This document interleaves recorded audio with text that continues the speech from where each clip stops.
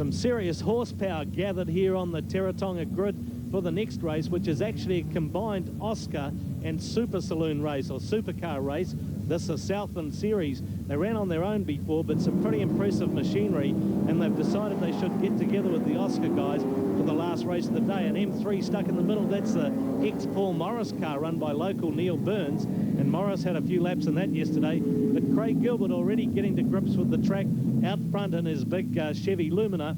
That car excluded from the Trans Am races here, much to Craig's dismay, if you like, simply because some paperwork hadn't been done properly by O.S.C.A, which would have given eligibility for the shocks he runs on that car to run in Trans Am. So they've ruled that he can't run with those shocks, so here he is running O.S.C.A only, not running the Trans Ams. Oh, Gordon Jacket, short race for him by the looks in the Mazda RX-7 Turbo as Gilbert runs away out front. The man in the second place, when we get a chance to look back, because Gilbert already opening up a big gap. That's Jacket.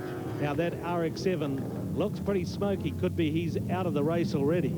John Stevenson in the second car. That's the little V8 Toyota. Oh, already in trouble for one of the local stars. Laurie Nola, pulling into the pit lane in his brand new Grant Brennan built Chevy Camaro. Beautiful looking car, that one. Reputed to be worth many, many big bucks. In the third spot, that's Ian Munt being tracked by the man from Christchurch, Latimer Lodge man, Peter Knight Jr. So he's having a good run here. Hasn't had a very successful O.S.C.A series so far in the races run at the Street Skills meet. Packed grid of all sorts of cars. That's the ex-Paul Morris car run by Neil Burns there at the back of that group. And as I said, Morris got out in that car on Saturday and did a little running just to try and help Neil get it set up. It's a car he ran in the Australian Super Tourist Series a couple of years back now.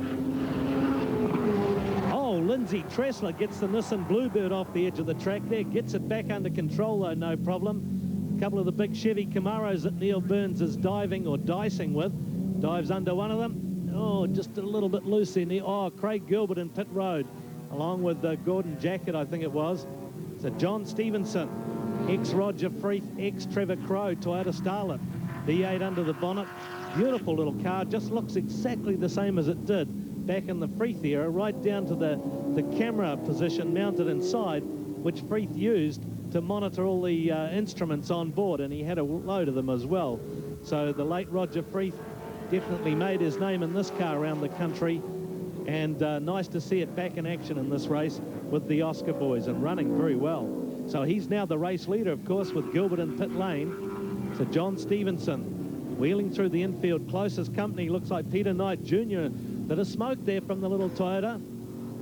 Little Toyota, that's a big V8 motor under the bonnet, of course, but looks like Peter Knight Jr. in the second spot, but a little way back behind the Tirana right now. There it is, Peter Knight Jr. out of Christchurch. Very, very quick car, this one, and Peter has had a good run in the lead up to the Ruatuna meeting, then actually didn't do so well, but checkered flag time.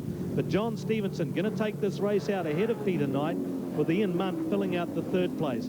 Nice mix.